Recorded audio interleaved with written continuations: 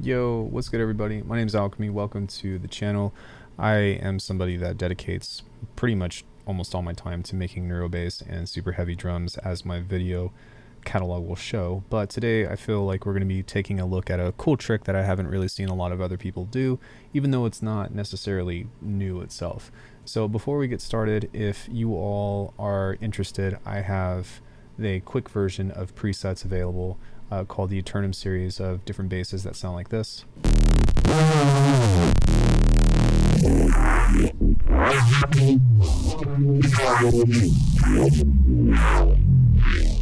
And that's just the first knob. The other ones get even crazier. So I'll leave that up to you. In fact, the demos are available. And then also, if you're checking out Faceplant, then I have a 10% discount in my link tree in the description. So yeah, if you don't have Faceplant, that's totally fine. I think that there are some other synths that you can use, although I don't think that you would necessarily be able to use like Falcon or so. You might be able to maybe do like resampling in Serum, or like take the whole patch and then resample it to a new wavetable.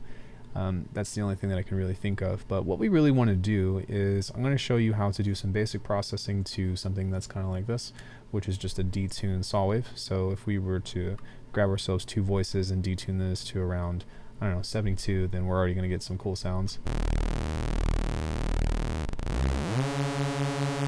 So we're already starting to get, you know, kind of like that classic Reese type of sound that we're used to hearing all the time. Now, what I'm going to do on this is I'm actually going to do some processing here, which is going to be kind of interesting, because what I can do is apply just a little bit of movement to this over here, and then add some distortion. And this is immediately going to kind of like beef up the sound by quite a bit. So if you're brand new to sound design and that's as far as you want to get, then, you know, have at it. So something that's really cool is we can actually send this into something called an aux channel. And even though you can technically take the output of this and send it back into this as a whole, I think that it's kind of interesting to do it this way because it opens up some more doors for us. So what we're going to do is take this to here and send this now. And now what you'll be able to see is this is sending this as a brand new channel or something, right? So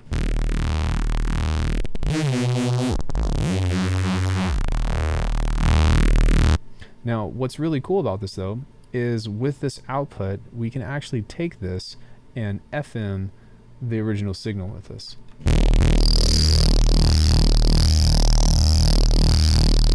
Now the other thing that we can do with this is we can also start to apply different effects to this as well. So one thing that I might want to do is get a couple of other randomizers on here just for fun.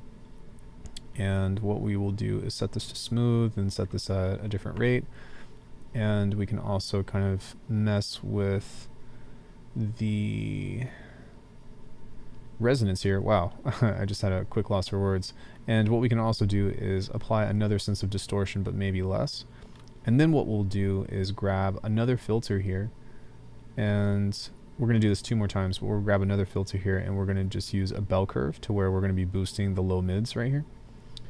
And then we need another thing to kind of move this around, so maybe we can make that go upwards.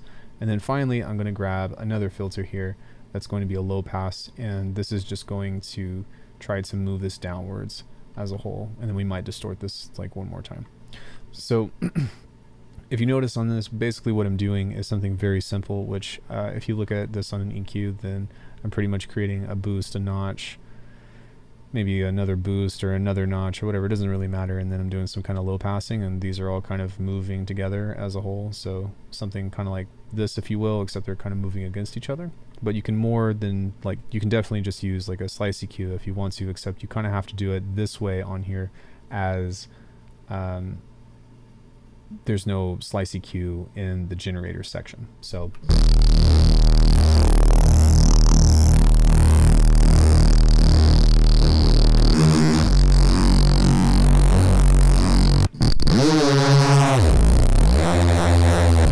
with that, we're already getting a relatively fat sound. And what's cool about this, again, is that you can kind of have a bunch of stacks and whatnot to kind of send through this.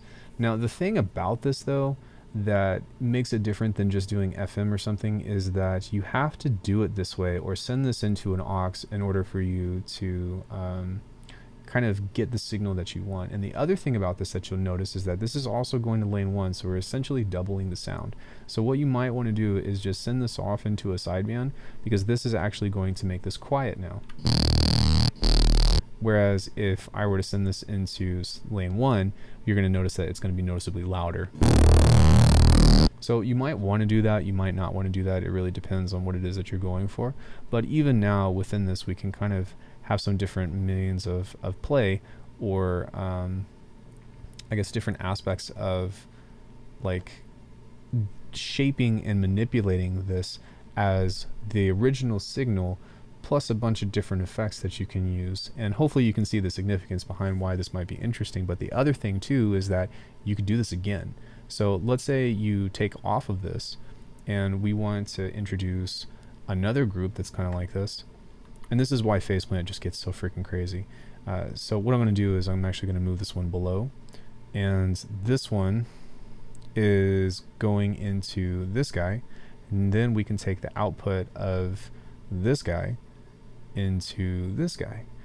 And as you can tell, like, the limitations that you have are really just only bound by what your CPU has in store for itself. But it really gets interesting, for one, whenever we do just maybe a touch of FM. But the other thing is that we can also swap this out, excuse me, for other sources as well. So you can see here that these crazy, insane harmonics that this is creating creates a really nice visual effect, if anything. But I can tell that this is going to be very squarey, and it's going to probably be relatively sharp.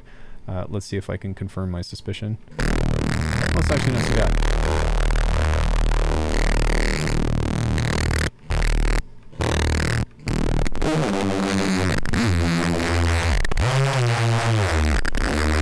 But as you can tell, like, we're getting just some really weird and interesting sounds. And even though this sounds relatively broken, to which, you know, we're doing a bunch of FM and stuff, we can still kind of move some of this stuff around in order to get different shapes and sizes and whatnot of the like, to be like, hey, maybe we can get some weird amalgamation of this constantly forming waveform that it goes beyond just a wavetable, but is still within the generator section. Because once we actually start processing this, for example, if we were to just put, like, I don't know, some saturation on this,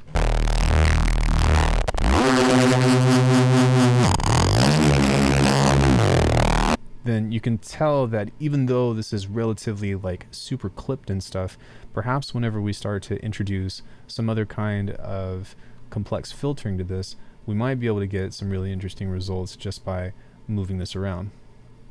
So what I'm going to do here is create some kind of you know, movement just from this, and I'm going to be relatively lazy because usually I set this up in multipass and stuff. But even still, if I were to start to move this and begin to stack some of these things, you're going to notice that we're going to have a lot of complex modulation, but it didn't take me very long in order to set all this up.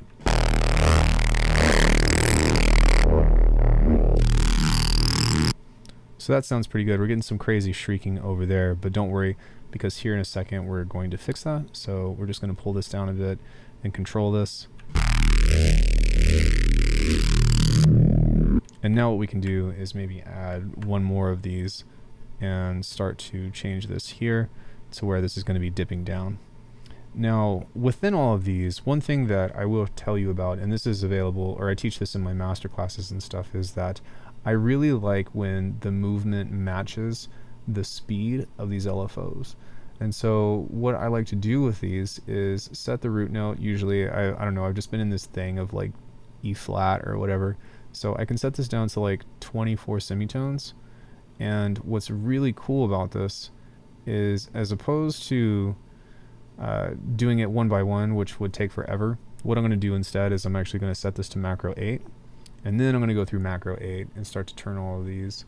So that way I can kind of control or have like one size fits all and not have to like adjust this.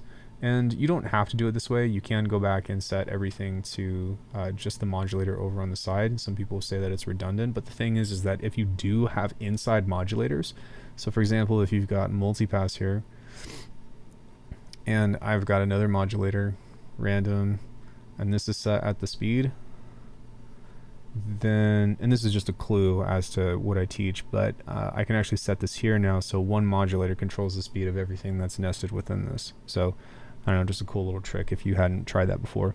But now that I have that, what's going to be really interesting is that whenever I pitch this up, the speed of this is going to increase. So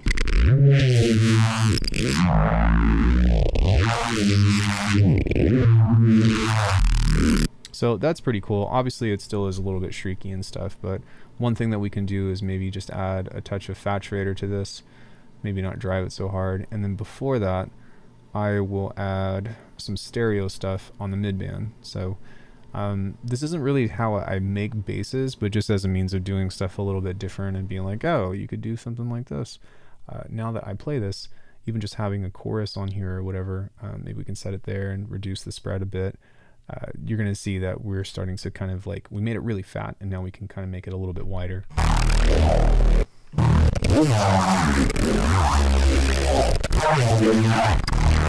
Now I would say that this is probably a little bit overkill, and that's probably from the saturator on its own. So maybe what we might want to do instead is to back off of the mix, and we'll grab a multipass here and just do something very simple, which I'm going to kind of quickly explain this neurochain that I have, but long story short, this little guy right here is reducing the low frequencies on the sides. So it's a mid-side, just reduce it on the lows. And then this guy, these are doing nothing. This is literally just a dynamics that's doing upwards compression just a tad. So, and what's also cool about this one is I have this set here to where if I want to just focus on the sub, then I can do that. But other than that, that's not really that big of a deal. So let's see if this is any better. All right, so that's still a little bit sharp with that. And from this, we can maybe even back off of this here to try to keep it relatively same.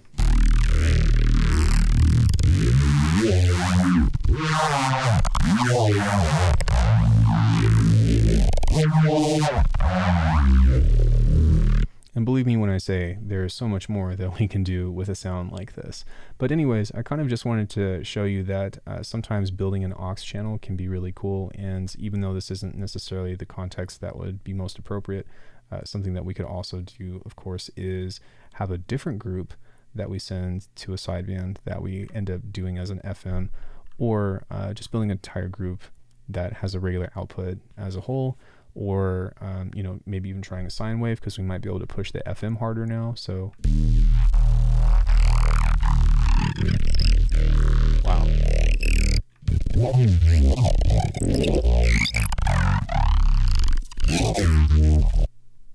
Well, that's wild. What happens if we were to instead change this into a wavetable? So you get what I'm saying? Like, this can start to do all different kinds of crazy things. So even if I were to just do something very basic, like we'll add a third and then just some nice gentle harmonics on this, and then this one maybe we will add a, go like this, and then we'll add like a sixth or something, so that way we're introducing some kind of interesting harmonic. We hit done, and you'll notice that this will morph now, so it'll transform into different things. We can talk about wavetables another time, or again, masterclass stuff, right? But on this, if I were to again take the output of this guy to here, then we can apply a touch of FM and see what that does.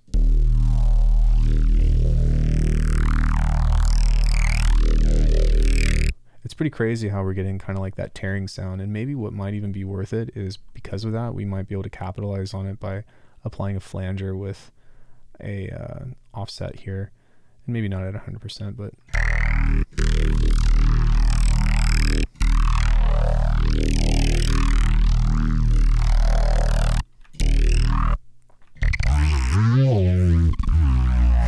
so sometimes you get some cool stuff, sometimes you don't. I forgot that I didn't change this into a Reese, so maybe let's detune this and see what that does.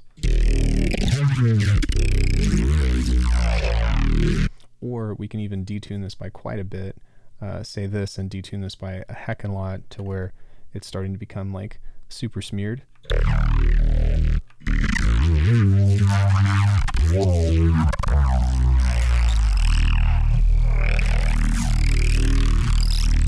And for whatever reason, if this is becoming too shrieky, then of course, like I said from before, we can actually back off of this to where this doesn't actually open up all the way.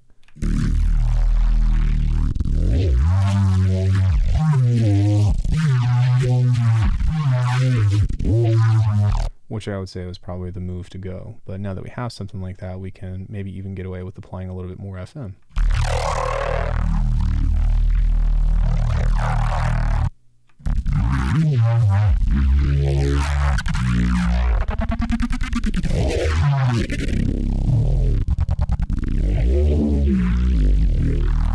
So hopefully this demonstration kind of gives you a little illusion as to just, you know, once you think that you're done with faceplant, there's one little trick that gets you into doing something absolutely crazy.